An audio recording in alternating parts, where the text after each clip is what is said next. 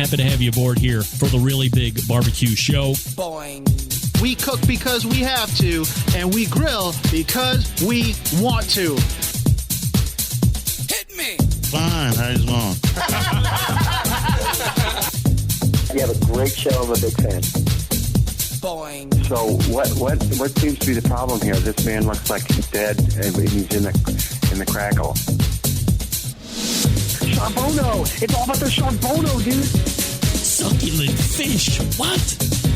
He ate 54 wieners. Now listen, Lavernius, shut your face. I'm shaking like a dog shit peach seeds. We have top men working on it right now. Top men. And just like that, we are into the second hour. Welcome aboard. You've found the Barbecue Central Show. It's this show that talks about live fire stuff. And we do it every Tuesday from 9 to 11 p.m. Eastern Standard Time on a variety of different channels like Facebook Live and YouTube Live and TuneIn.com or whatever the hell it is. If you go to the website, the bbqcentralshow.com, right at the top, there's 3 blocks. The audio stream, the Facebook Live, the YouTube Live. You pick which one you want. Also at the very top, subscribe. So if you miss a live show, which most of you miss the live show on purpose because you have better things to do in your life, you can subscribe to the show's podcast and then you never miss it. Now, it's not as fun as listening live, but you never miss anything, which is good. Plus, if you are a live listener and there's items that you have checked off as being the funniest ever, you can always go back through the archives and listen to stuff that you might have found funny or interesting, or maybe there was a nugget of info that you meant to write down, but you've forgotten it, so you can go back and check it out there. Just subscribe on any of the podcast platforms. It is there. It is available for you to consume at your leisure. If you are not familiar with the new top 25 barbecue joints, and again, they were in no particular order listed by city alphabetically, Leroy and Lewis Barbecue, Loro, Charlie's Barbecue, Blood Brothers, LJ's Barbecue, 1775 Texas Pit Barbecue, The Switch, Panther City Barbecue, John Miller Black Box Barbecue, Pustka Family Barbecue, Feege's Barbecue, Revel Barbecue Company, Brick Vault Brewery and Barbecue, Convenience West, Butters Barbecue, Rehino Barbecue, or I'll just stick with that, Brotherton's Black Iron Barbecue, Smokin' Moon Barbecue and Beer Garden, Harlem Road, Texas Barbecue, Brett's Backyard Barbecue, Smoke Sessions Barbecue, Blackboard Barbecue, Pitforks and Smoke Rings Barbecue, Guest Family Barbecue, and Hellberg Barbecue. Thank you. That list can be found at texasmonthly.com/barbecue/top 25 new barbecue joints, Texas. If you want to make a list, maybe you're heading down and you want to try out the new and the latest and the greatest top 25. That's how you want to do it. Still to come on the show tonight, Ted Conrad of Fireboard and Joe Phillips do a mashup. Joe's from Yoder Smokers. They're going to be joining me in the next segment. And then closing the show tonight, Chef Jason Morse from Ace Hardware. He is their, let me rephrase that. He is Ace's barbecue and grilling expert. We're going to be talking about a couple items there. Don't forget, follow me socially at BBQ Central Show on Instagram and Twitter /BBQ Central Show on Facebook. Friend me, follow me, like me, text me. Coming up on the best moments of the Barbecue Central Show in 10 minutes or less this coming Friday via John Solberg, a doubleheader back from 2013 with former steak champion Monty Brown of Trash Can Cookers. Remember that one? I do. Very cool segments. Also, that just goes to show you how long competitive steak has actually been around in some form or fashion. Again, that was a 2013 pull. So 6 full years. Email from Mark Schumacher. Hello, Greg. I hope you're doing well. Today, I have sent an email to grill support of Green Mountain Grill, but maybe this is a question that you might also be interested in trying to give me some advice on.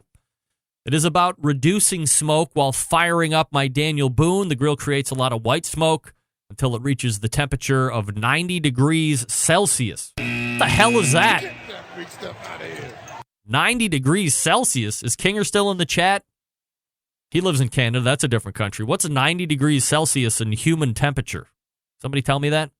Every time the gardens of my neighbors are filled with smoke, which I would like to reduce.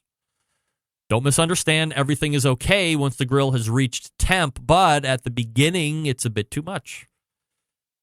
A friend of mine doesn't seem to have such issues with his Traeger, for example. If I could fix this somehow, I would use my Green Mountain Grill a lot more often. Should I set the initial temp slightly higher or ignite the pellets with an external flame? Thanks for your help again. Your show is outstanding. Yes, it is. Yes, it is. Oh, Mark, thank you for writing in. I have no idea what 90 degrees Celsius is. I don't have my phone with me, so hold on. Oh, I gotta go to Google. 90 degrees Celsius to Fahrenheit. Oh, no, 90. 90 degrees. So that's 194 degrees Fahrenheit. Well, here's what I am going to tell you, Mark. As a proud owner of a Daniel Boone and a Jim Bowie, by the way, I too have noticed that when you start it, there is a part in the firing up cycle where there is a large amount of smoke that is coming out. And that's because you have the starter that gets really red hot. That's starting to smoke the wood pellets that are in the burn pot.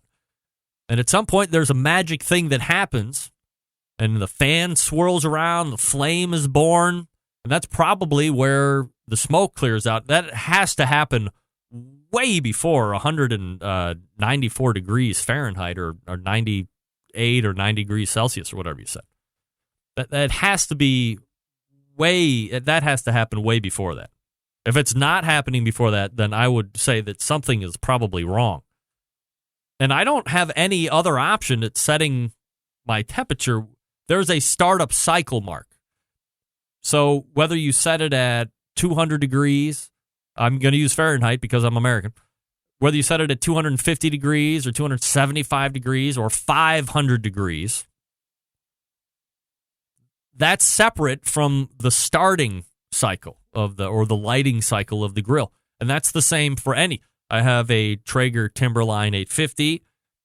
When that goes through the startup cycle, if you, with the lid open, whatever, there is a good amount of smoke at startup because the wood is smoldering, getting ready to catch fire. Then the fan kicks on, then the flame is born. And then as soon as that flame comes on, same thing with the old OG Gorilla grill that I had, or that I have. There's a point at warm-up where it is billowing smoke. They all do it. As a matter of fact, I'll ask Joe Phillips next segment when you fire up. But there has to be some type of smoke combustion that is happening as that thing gets ready to take on flame. It's just simple thermodynamics, I believe. So I don't think there's going to be anything that you can do, Mark, to lessen the amount of smoke that is being generated at startup. And again, setting a higher temperature that you're going to be cooking at isn't going to eliminate what's happening at startup. It's just something you're going to have. The bigger question to ask here, Mark, is are your neighbors giving you crap? They're like, oh, Mark, don't turn on that Green Mountain Grill over there because we're going to have 6 seconds of white smoke. Shut up, neighbor. Get that big stuff out of here. Mark, march this audio file right over to your neighbor or neighbors right now, and let me address them. Mark's neighbors. My name is Greg Rempe from America, and I say this with peace and love. Peace and love. Starting on this date and going forward, from now on, if Mark is starting his Green Mountain Grill, there is going to be smoke. But the smoke is always going to be about 15 to 20 seconds. There is not going to be any more smoke after the flame is in the burn pot. Unless he has done something tragically wrong during the cooking process and the thing is on fire. But neighbors, again, please do not give Mark any trouble over some white smoke for about 15 seconds. Because if you do, I'm going to tell him he needs to move. And you don't want Mark to move because I bet he makes some really great food. So again, I'm saying this with peace and love. Leave Mark alone. Anyway, peace and love, peace and love. Mark, I hope that helps. And by the way, I hope Green Mountain Grill, which they're always great with customer service, gets back to you. Maybe there is a tech issue. I don't know. I know on Startup for me, there is white smoke, the same thing like you're talking. I mean, everybody else that's got a pellet cooker in Instant Chat, I mean, don't you have some smoke at Startup? Everybody's got it, right? Everybody has to. All right, we have Joe Phillips and Ted Conrad coming up out of the break. I'm going to talk to you quickly about the Barbecue Guru. They have always believed that outdoor cooking should be easy because it can be, especially with the Monolith Barbecue Guru Edition grill. Monolith is the world's first temperature-controlled smoker with a built-in power draft fan. This means smarter control, greater freedom with automatic temperature control. Easily choose your cooking time and temperature, and let the Monolith do the work of a sous chef or a barbecue pitmaster. With minimal effort, you now have oven-like precision at the grill. You can serve the tastiest, juiciest meals each and every time. And again, since this cooker has a built-in power draft fan, if you already own a Barbecue Guru controller, you don't have to buy anything else. Wire that controller right to the fan, away you go. Now, if you want to upgrade the tech, go to the website, bbqguru.com, or call them, 800-288-GURU. Say, hey, I'm so-and-so. I was listening to the Barbecue Central show. I'm really interested in this Monolith. I have a XYZ old Barbecue Guru controller. I'm looking to upgrade the tech. What should I get? I like to do this, and that. And they'll tell you exactly what you need to know. They might offer you a couple extra accessories that they think might help enhance or make you a little bit more efficient to the live fire. Whatever it takes, they're here to help. 800-288-GURU. That's 800-288-GURU. Or visit the website, bbqguru.com. That's bbqguru.com. And don't forget to ask for help if you have any questions. We are back with more Barbecue Central show right after this. Stick around. I'll be right back.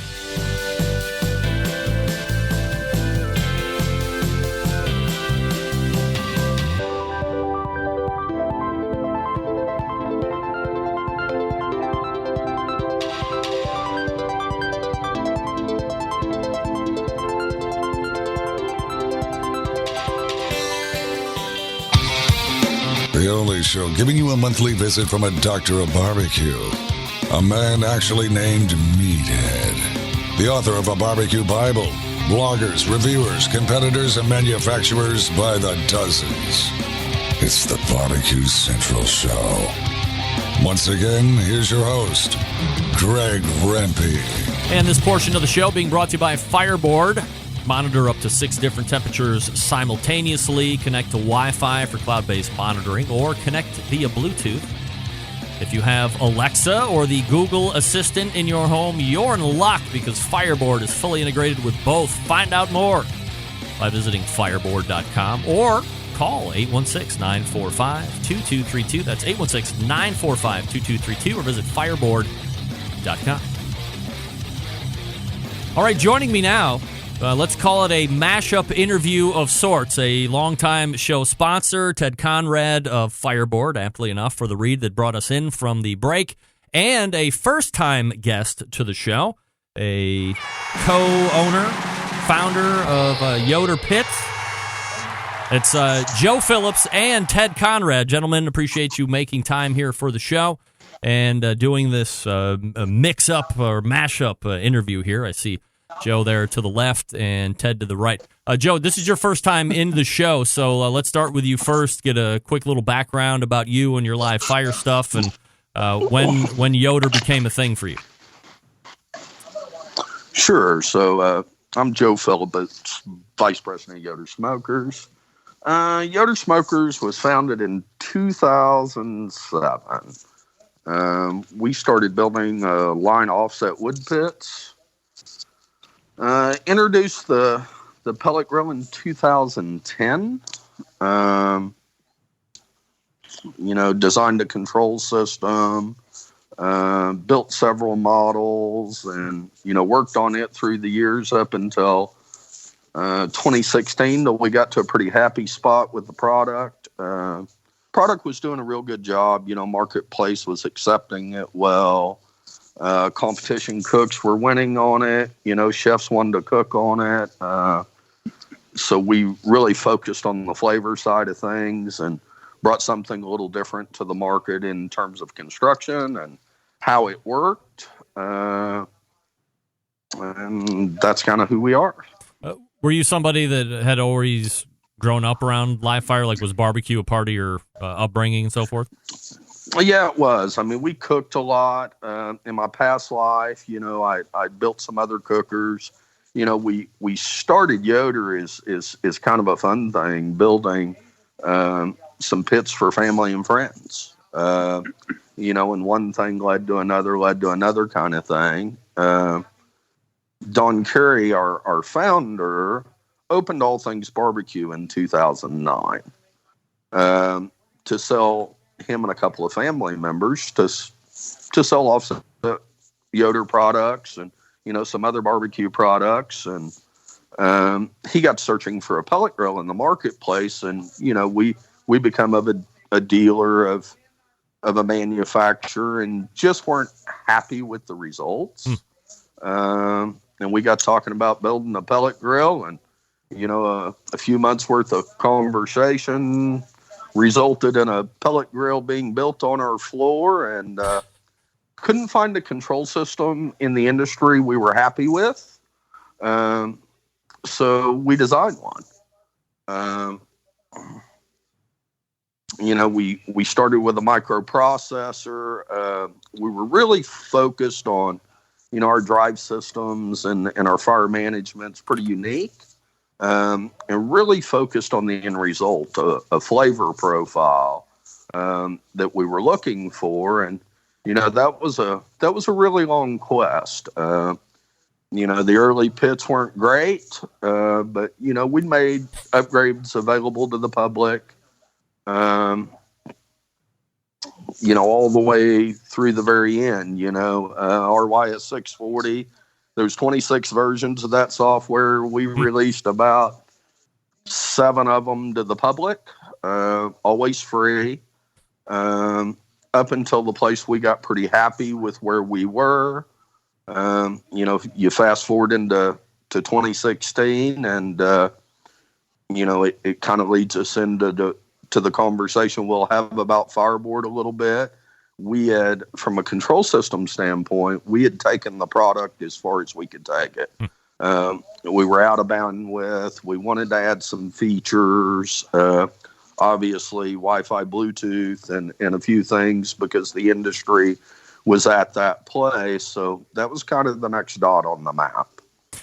Ted, let's head over to you here for a second. Whenever you have been on the show, I have always tried to ask about new items that are going to be in the pike or might be coming down the pike. So tonight we can lead with it, as it was rolled out late last week, kind of a joint venture between you guys at Fireboard and Yoder. So let's go ahead and let me lead with you, Ted, and Joe, you can jump in after Ted's done. Tell me a little bit about the coming together of Fireboard and Yoder and what it exactly is and what it's bringing to the market. Yeah. Well, yeah, thanks, Greg, first of all, for having us on. It's always exciting and fun to do this. We love your show. So thank you. Joe's it's just been unbelievable throughout this whole project. I mean, they came to us, and I think the original discussion, and Joe, tell me if I'm wrong, but what I really felt like in the beginning was you had a quality brand that was manufactured in the U.S., and then you basically marry that up with another, hopefully, we believe it's a quality brand built in the U.S. And I think we're both, in a way, we're targeting the people that really just don't want to buy the cheapest thing out there. They're trying to buy something quality. They want good value, but they want something that's really a nice product. And I think Yoder and Fireboard both are striving to do the same thing.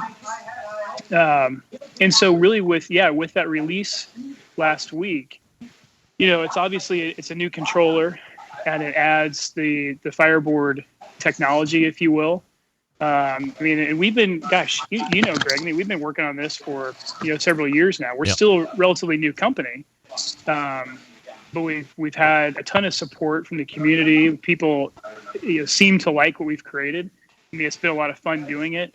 And quite honestly, the whole project, creating a new product like this. It's a challenge. There's so much stuff. There's so much stuff to do. And it's probably the world's largest game of whack-a-mole. It's you just keep on whacking away and something else pops up. But if you're persistent and if you're diligent, then I think you end up with a good product at the end of the day.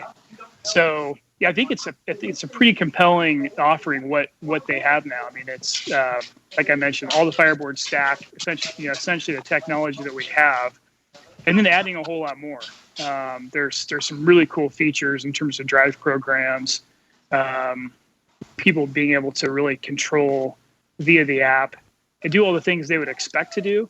But I think do them very quickly and easily. Our thing with Fireboard is just make stuff work easily for people. They don't have to fiddle around and with a bunch of configuration and stuff like that. So that's really been our goal from this project, is make it work right out of the box. And I think it does just that.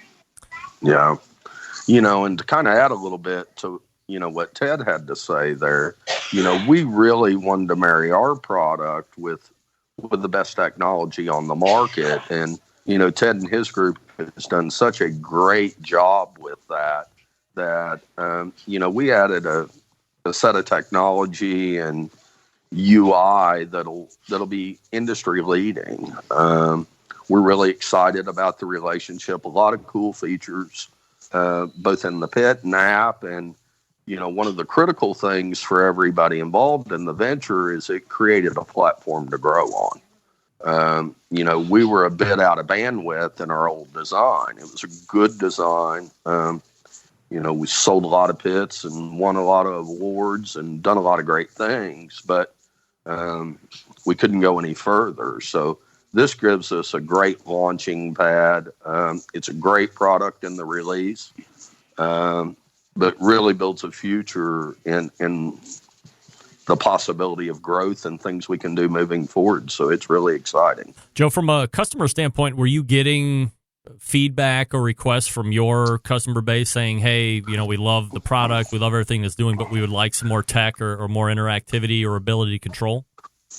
So sure, you have two verticals of customers. You had customers who just didn't care. They were happy with the old design and they were happy to buy a Fireboard or do something else. And then, you had another vertical of customer that wanted all the technology. So, we were certainly getting requests to particularly the Wi-Fi Bluetooth to have that capability built in. And we're just, we're not a company that goes part of the way. That just wasn't in our wheelhouse. That's not something we were experts in. So in building a relationship with Ted and understanding their capabilities and, helping us design a board, and the marriage just made sense. You take these two premium brands and piggyback them off each other, and we really feel like we've created something special. Ted, is this a piece that is able to be retrofitted into other units, or is this something that is going to be on a cooker going forward? Yeah, that's what's really exciting. Is we talked to Joe in the beginning. We kind of talked through the design, and we all worked together on that. And this is really neat because you will be able to retrofit this in. Oh. And we worked pretty hard to be able to do that. So it's exciting that everything out there, effectively, the people have bought over the years, and they're saying, hey, look, maybe I'll upgrade the controller, and they're going to be able to do that. Yeah. So that's going to be a lot of fun. We were excited to do that, and there's pros and cons. But honestly, I think this really ended up being a really nice way to use the existing hopper design that Yoder had perfected, and drop in a new controller. So that's going to be fun.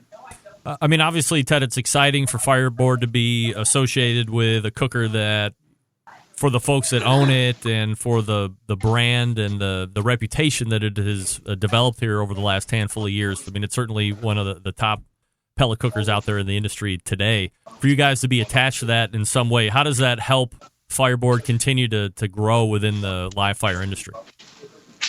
Yeah. Well, I mean, maybe the best story is just, even from the announcement, people have emailed and they've chimed in and they've said, hey, first of all, they've said this makes total sense. They get it. And they're excited about the fact that Fireboard is paired up with Yoder. And, I'm thankful that Joe reached out. As I said, we're still a new company, but seem to be growing relatively quickly. By the way, my backdrop here is we're doing more electronics manufacturing now, so that's a little bit of a tangent, but it does relate to with this partnership with Yoder, because really being able to build more boards and building the product that effectively is going to be integrated into the Yoder product. I mean, it really made it important that we were able to manufacture boards quickly and efficiently. But no, the partnership with Yoder is really great. We're thankful for the opportunity, and we're really looking forward to it. I mean, it's been a lot of work, but it's also been a lot of fun. Joe, let me ask you a question, because you're adding a small zoo going on over there, Joe. So, sorry about that. You have you have. I guess it's an interesting dichotomy. So Ted's business is based solely on tech. I mean, Joe, you kind of strike me as a guy. I mean, obviously a pellet cooker is going to have some kind of tech involved with it, or machinery. It's not just an offset cooker like you guys had originally started on. So do you think, to some degree, while it's nice to be able to offer this kind of an enhancement or upgrade to your customer base, that technology does get in the way of people really learning how to cook and, take that away from the backyard warrior at all? They become reliant too much on tech, or is it just the nature of the beast? No, I don't think so. I mean, here we sat on a phone call at near 10 o'clock. People are busy. So the ability to cook and create community and giving them a little more control makes sense. It's not, the purists would say, it's a little bit cheating, but in our busy lives and in the fast things we do, we want people cooking. It's what we want to happen. And if we can cause more people to cook because they have the ability to, check their pit with their phone or their iPad or, on their computer, I say it's a goal accomplished. Ted, let me ask you a competing question. Because I do think the dichotomy is pretty interesting. I mean, you're obviously a tech guy, tech business. You're doing technology here for the live fire industry, proof positive with the joint venture here at Yoder. But if, from a purchaser standpoint, if you were going out to buy a cooker, would you be inherently looking for a cooker that had more tech on it than didn't have tech on it? Well, it's funny. If anybody's listening from our company, they'll be laughing right now because, I've been so far into tech for so long now and so deep. I mean, if you don't hear from me in 10 years from now, and it's like, where did Ted go? I'm probably on an island and I have no cell phone service, no technology.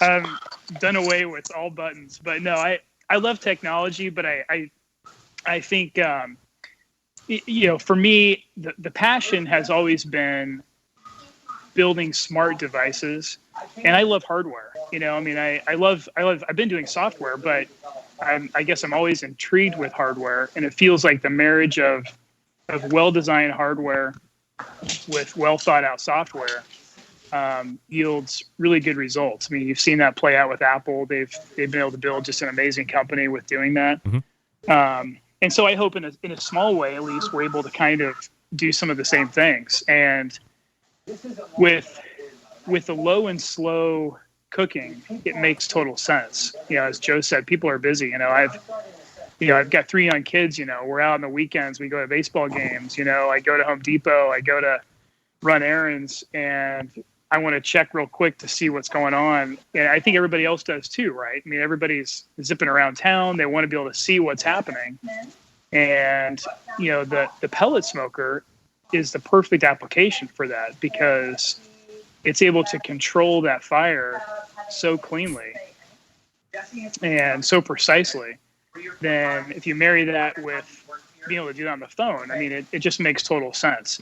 So, and I think it's worth mentioning. I mean, I almost feel like this is the tip of the iceberg. I mean, we have the control systems down. We've got the ability to, people have programs now they can set, but there's so many fun things on the analytics side of looking at the data, thinking about how to improve people's cooking, how to potentially do some automated things. People can go back and analyze some of their data. It's sort of icing on the cake, but those are all things that we can do, and those updates will be rolled out over the air.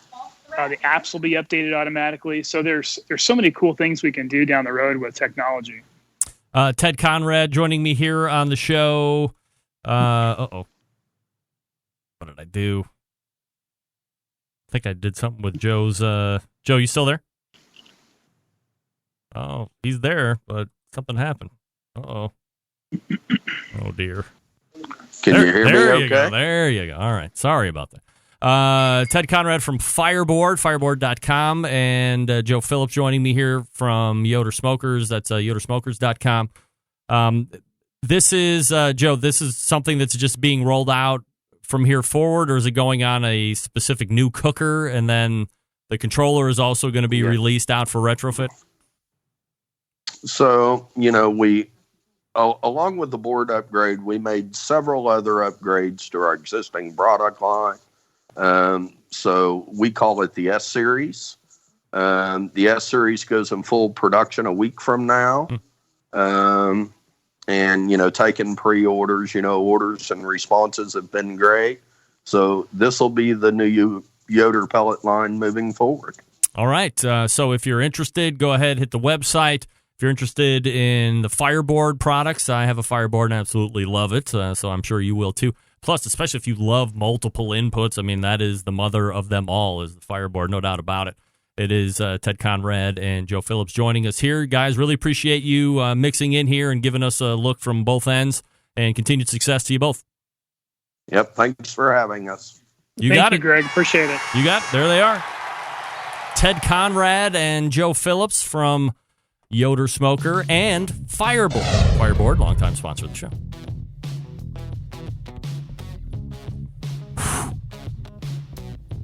Yeah.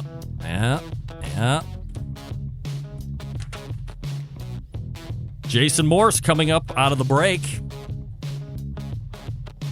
Last time for this. So, because books are flying out, ready to purchase fast and furious. This one's been out for, 3 weeks or so. It's the Grill Seekers book, Grill Seeker Basic Training for Everyday Grilling, my pal Matt Eads. The Grill Seeker book is here to show readers that gourmet grilling doesn't have to just be a weekend activity. With Matt's tips and tricks, you can craft amazing meals and create amazing memories for family and friends every night of the week. The memories, the camaraderie that grilling has created for Matt, dating all the way back to his teen years through his time in the Marines, fuel the desire to spread his passion for outdoor cooking. They're also the reason why he started the United by Flame movement on social media with the hashtag United by Flame. Within the book, you will find recipes for the roasted garlic-infused ricotta crostini and grilled grapes, a spin on grilled Nashville hot chicken, grilled peach boats with mascarpone ice cream, just to name a few. And it's out. It's ready to go. Grill Seeker, basic training for everyday grilling. Don't forget, join the United by Flame movement. Head on over to grillseeker.com, and at the very top of the site above the logo, click on the United by Flame link. Check out the page. Don't forget to send in a photo of you cooking in front of your grill or barbecue pit. Matt will share that on his page. You will officially become a member of the United by Flame movement. And don't forget, as you post on Instagram and Twitter, use the hashtag UnitedByFlame, and you will get called out on that page. Former Marine, outdoor cooking expert, Matt Eats, and the book Grill Seeker, Basic Training for Everyday Grilling, available for sale right now. Head on over to my website for at least 24 more hours. Click on the logo, and that will take you right over to order it or through the show link in the show notes. We are back with Jason Morse. Barbecue Fest. What's that all about? Find out here in a second.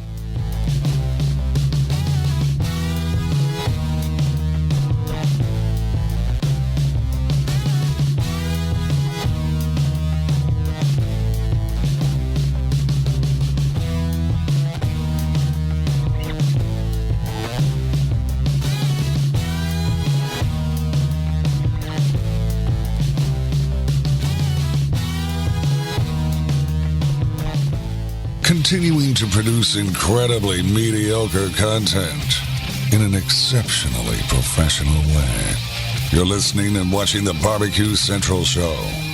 Once again, here's your host, Greg Rempe.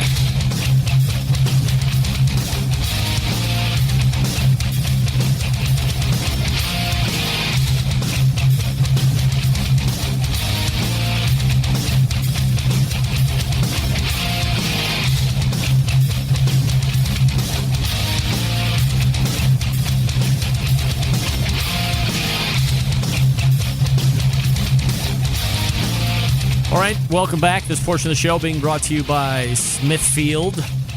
You signed up for the Smoking with Smithfield National Barbecue Championship. Better be. Let me get over to the... There we go. Registration is free, by the way, so head on over to smokingwithsmithfield.com for all the details. Also, there's still a few spots left to be part of this year's Smokin' with Smithfield Committed Cooks program, so don't delay. Again, the website, smokingwithsmithfield.com. That is smokingwithsmithfield.com.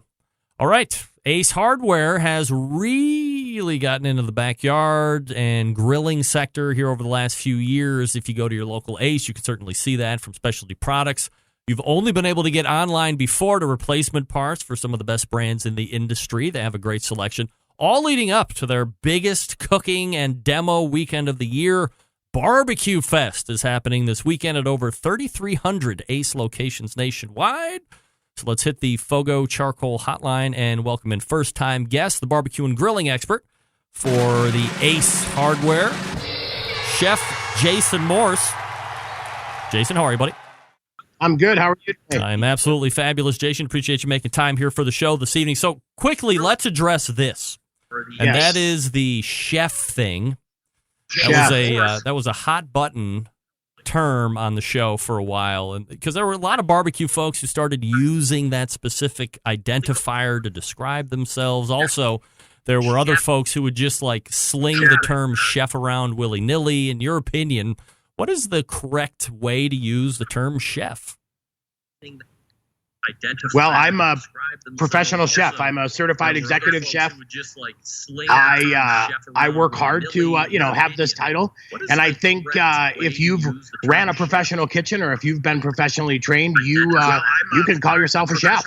All right, Jason, hold on one second. Do you have the show in another window on the computer? Yeah, should I shut that window? Yes, immediately. If you've ran a professional kitchen or if you've been professionally trained, you can call yourself a chef. All right, Jason, hold on one second. Do you have the show in another window on the computer? Yeah, should I shut that window? Yes, we are closed. Are you? I can still hear it. You want me to close down Skype? No, just the audio's coming in from like another window, maybe of the computer. I got you right now. Okay. Whew. It's getting ready to claw my ears off there. Wow. Right. All right. So just to quickly circle back there, because we were kind of caught in the echo monster there. Proper way for using the term chef? I'm a professional chef. I went to culinary school. I'm classically French trained. I took certification exams to become a certified executive chef. I think if you've ran a professional kitchen, if you've been trained as a chef, you can call yourself a chef. I mean, hey, I wouldn't get out on Instagram and call myself a doctor because I'm not a doctor. This is what we went to school for. This is my life. This is what I've done ever since I was 14 years old. I've cooked. I've never had any other job. I've always been a culinarian. I'm a cook. I'm a chef. And that's, kind of our feeling on it. And it's interesting. I was talking to another chef buddy about that the other night as well. And we all kind of feel the same way. This is what we do. This is our life. This is our passion. And we've been trained and done a lot of training to call ourselves a chef. So if I see you on the street, should I call you chef, or should I only call you chef if we're if we're colleagues in your restaurant or wherever and you're the executive? Yeah, that's always funny. A lot of my buddies and we call ourselves chef because for us it means a lot to us, and I think some people use that term out of respect. It's awesome when I walk into an Ace Hardware store and they say, "Hey, chef." Mm-hmm. That makes you feel good. It's a very good feeling of mutual respect. I don't ever, think people owe it to me to call me that. I don't say, "Don't call me Jason, call me chef." I'm good with, whatever. "Hey, dude" even works perfect as well. But it's always a nice sign of respect, and it just shows that people understand who you are and what you do. All right, so let's talk about your background in live fire. I mean, obviously, you said you were classically French trained. That seems to be, Tuffy Stone comes right off the top of my head, another guy who was a classically trained French chef who has obviously transitioned very well into the world of barbecue. How did you get involved in live fire, or was it something that you just kind of grew up around? My dad always barbecued and grilled. My grandpa was the grill master of our family. I fell in love with it. I've done it ever since I was a kid. I was in Boy Scouts. I always naturally gravitated towards the fire, towards the cooking.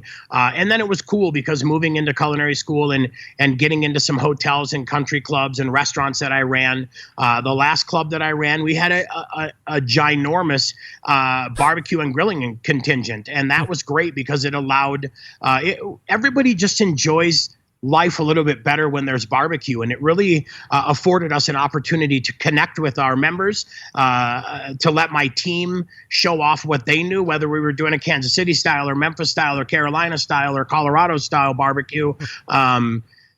We loved it. We loved to grill. We loved to be kings of the grill, and we were really fortunate to have a country club that supported that because it allowed us to do that all the time. Every event centered around barbecuing and grilling for us. And that just feeds and fuels our passion. So where does the relationship or the coming together of Ace Hardware and Chef Jason Morse happen? It was pretty cool. The background, I'm here at my local Ace in Highlands Ranch. I snuck in here before they closed tonight to hang out, and this is where it started for me. I'm a big Ace Hardware fan. I always have been because our Ace stores are so niche. They're so unique in what they carry, and it's always way more than a hardware store. So in my shopping here and interacting with Bill, who was in our grill department, Bill always had cool new chips for me to try or different things for me to try. And I would bring in rubs and sauces that we made at the club for him to try because we both kind of came together as, customers, and I was looking for something, and Bill had such great advice and guidance for me. And then I was able to become friendly with him. And then one day Bill said, "Hey, we're making a move for local." And this was about, 6.5, 7 years ago. He said, "We're making a move for local products and you should consider it." And then I brought, 5 of our rubs that we made at the country club in and met with the owner and the manager and, did my spiel. "Hey, I have no idea about retail. I'm a chef. I run a country club, but these are some of our products we make, and I would love to, let you sample them." So, boom, that's kind of how it started. And the owner and the manager they love to cook and they love food, and we all just got to talking. And what was super awesome about the entire thing is we found ways to work together. Obviously I was a small business. We had just started our 5280 culinary business, and Ace Hardwares are all privately owned and franchised small business owners as well. Right. And we found a way to come together and support each other. as we grew. And it was the timing was perfect because barbecue was on fire, so to speak, and growing and growing and growing and becoming more every day versus unobtainium, because, we have the tools and the gear that customers can replicate some of the, best barbecue things that they're eating. So it was nice because we sat down and talked about how we were going to do things and how we were going to, teach cooking classes and not only promote our barbecue products that we sold at the time, but how we could also engage the Ace Hardware customers, because that's important to me as well. Yeah, my products are only as good as we can promote them, but I think the more that we can work with our customers and teach them about barbecuing, grilling, cooking. One of the gentlemen earlier said we're getting people cooking, and that's what we want to do. We want to engage them in the art of cooking, and hanging out in the backyard around the grill is one of the best places to be, in my opinion. So that's how we came together, and it's been just a beautiful marriage. And as we worked harder as a team and throughout the Rocky Mountain region, all the stores, as we all worked harder and did more cooking demonstrations and classes and consumer events and customer events, it turned into, how can we do this, instead of a few stores regionally, nationally, and now, working with Ace nationally. It's awesome because, I was just in Sturgis, South Dakota for a store opening. I was in Eagle Gypsum. I've already been in Oregon this year. I've been in Chicago. We've got Barbecue Fest coming up. So I love it because I get to travel around and hang out with, retailers that are so passionate about the hardware side, but also the grilling side. What I noticed, Ace had always been just kind of that jingle you had heard on television, and I wasn't really into barbecue back then as much as I am now here over the last, 10, 12 years. But there's a Ace 2-3 minutes right down the road for me. I don't know if they're participating in the weekend's event, but just going in and seeing the array of barbecue and grilling products that they had. And as I had said at the top, they have Blues Hog barbecue sauce. They have rubs from Rod Gray. These are things that you would have to go onto the internet otherwise and get in order to purchase, or you were like in the subculture looking for these things. I'm sure I could stand in front of that specialty thing and pull everybody over and go, hey, I guarantee you have no idea what this is, but this stuff is going to change your life, and quit buying the KC Masterpiece and all, plus all the grills and the accessories and stuff. When did you see a trend to Ace really wanting to step into this live fire space and really, not be second fiddle? Definitely not second fiddle. And that's what I love about Ace is everybody's so hardcore engaged in really having the best gear, from Traeger, Weber, Big Green Egg, to having the best gadgets, to having the best consumables, from pellets to Rockwood Charcoal to Jealous Devil to Big Green Egg. They want to have everything so that we naturally are the number one barbecuing and grilling destination. And we know our customers are coming in here looking for that niche rub or that niche sauce or that hard to find charcoal or hard to find pellet. And a lot of your Ace retailers are going to have that. And that's what makes it so exceptional is they want to know what's out there. Ace wants to know what's hot and hip. I had a conversation with Mike at Code 3 Spice, and he and I were both kind of talking, and they always say, there's room for everybody here, and there really is. If you produce a product that is a top-selling product that is out there in the marketplace, there's room on the shelf because the Ace retailers want to have in their stores what their customers are looking for. And I think it's great because I'm sitting here looking around today and I'm noticing things that I know I'm going to add to my arsenal in our barbecue trailer. But it's just great. They always say more than a hardware store. You can walk in here and not only find cooking tools and supplies and houseware items, but this barbecue department is just massive. And it's great seeing, our retailers grow their barbecue sets bigger and bigger and bigger and bigger based on the demand. That is really, that's a feel-good moment, I think, for all the retailers and myself, just, being involved in it. Chef Jason Morse joining me here on the show, Ace Hardware's barbecue and grilling expert. All right, so let's talk about this coming weekend. Jason, Barbecue Fest is happening at, I said, over 3,000 Ace locations across the country. So what is the event? What can you expect if you have a participating location around you? If you show up, what can you expect? Head over to your local Ace, see if they're participating in it. Barbecue Fest is such a cool event. I remember, a couple years ago when we were getting it off the ground and getting everybody involved in it. And a lot of people asking, why am I doing this? Why should we be involved? Not why should we be involved, but why do we want to be involved? And how do we get more involved? And what can we do? Barbecue Fest is everybody's kickoff, really. I mean, I know a lot of states grill year round, but really the true start, this is Ace Hardware's way of saying, hey, come in and see what we have. It's the store's way of showing off all of their gears and grill and gadgets. We've got a lot of different cooks from KCBS and NBBQA. I've got 12 different folks out cooking. You're going to see store demos, product demos. You're going to taste food. You're going to get to taste drive grills. You're going to get to see everything in action. You're going to have all the experts in the store, so you can ask questions. You can talk about, the next grill that you need on your back patio. You can ask about different products and things. It's really a great familiarization tour where you can head to your local Ace and just stand in the grill department and look around and just go, wow, because the amount of stuff that they have at the stores is just fantastic. Then you get to eat. Then you get a little bit of knowledge. Then you get to meet, some of the local pit masters and just have a blast. It's our way of letting everybody know we're your number one destination for barbecuing and grilling. And, more than, going to a store, you're coming to your neighbor, and this neighbor supplies some pretty epic barbecue. So if you are a social media maven as well, and you are at a participating Ace location, if you're taking Instagram or Twitter photos, hashtag Ace BBQ Fest, and maybe you'll get retweeted or re-Instagrammed or whatever the hell they call it. I'm not sure what the kids say these days. But use the hashtag repost. Yeah. That's right. Look at this. Not only a chef, but a social media maven himself. Look at this guy. I have 2 kids in high school, so. Well, I have I have 2 kids in high school too. You're just a little bit quicker on the uptake than me, I guess. Hashtag Ace BBQ Fest if you're going to be shooting some pictures and all that stuff. Jason, let me ask you about steak. What's your favorite method of cooking steak? You hear a lot about traditional stuff with sear first and then finish low. Then you hear a lot on the low and slow now, and then doing reverse sear. You hear sous vide. Yeah. What do you like? Honest, reverse sear is just epic. I enjoy everything about that. We just did. We're testing a new rub for our business. We just did some tests last night on prime ribeye cap steaks. Did a reverse sear. Kids were stoked. Everybody was happy at our house.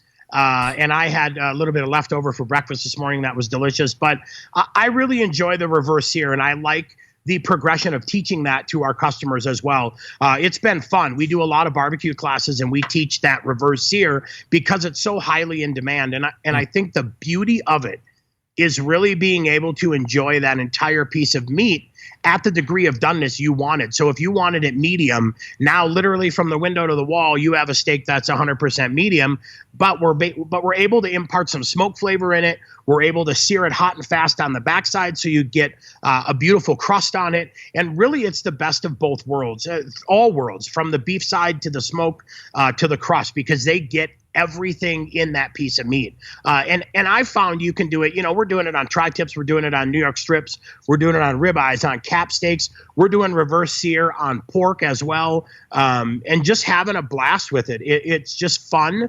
And I think everybody absolutely enjoys that flavor. Where are you going to be this weekend for the barbecue fest? You floating around a multitude of locations? I am here. I have signed a lifelong agreement for every large event we do. I will be here at the place I started. I love the store. I love all my Ace retailers and stores. This place is near and dear to my heart. I will be here hanging out in Highlands Ranch. I've got a squad with me. We have a lot of cool stuff. We're doing Hasselback potatoes with the Colorado Potato Council, topped with some barbecue pork. We are going to do reverse seared ribeyes on the beefer and the big green egg. And then we are going to do a couple other cool little things. But I'll be here hanging out. We're going to get here nice and early and roll smoke early and get set up and then have a blast. I mean, it's such a great day. It literally takes me a week to come down from the high of Barbecue Fest. It's such a great time. So the high of Barbecue Fest in Colorado. I get it. I get it. See what you did there. So you can check Chef Jason Morris out at his local Ace if you're going to be around there, or there's going to be a 2032 299 other Ace locations across the country. That's awesome. Hashtag Ace BBQ Fest. If you're going to be taking pictures, share them around and see what's happening. Jason, really appreciate the time tonight. Thanks so much for coming on. Thank you for having me. Appreciate it. Great show. You got it. Thank you. There he is. Chef Jason Morse. 5280 is the company that we didn't talk about because we ran out of time, but we'll do that next time and see what's happening in his rub and sauce business. And there you have it. All right, so let me quickly get through this. No, I think I'm all cut up, actually. All right, so that was Chef Jason Morse, the Ace barbecue and grilling expert. All right, we're going to wrap it up. Stick around. Whole packers, full racks, legs and thighs, injecting butts. If you've never heard this before, you might think you found the best XXX show ever. Let's get back to the most homoerotic host out there today, Greg Rempe. All right. Welcome back. Thanks again to Chef Jason Morse. And we are getting ready to run right out of here all the way back in the first hour. It was Max Good, AmazingRibs.com. We also had Daniel Vaughn, Texas Monthly's barbecue editor, TMBBQ.com, talking about his new book, available May 7th, so just about a week from now. Second hour, Joe Phillips, Yoder Smokers, and Ted Conrad from Fireboard talking about their joint effort. Again, that new controller that they've made will be able to retrofit in all the previous versions of their cookers, so you have that. And we close it out with Chef Jason Morse, Ace Hardware's barbecue and grilling expert. Big show planned for you next Tuesday, as always, September 11th, 2001. I will never forget. Until next Tuesday at 9 p.m. Eastern Standard Time, this is your program host and proud U.S. American, Greg Rempe. Good night now.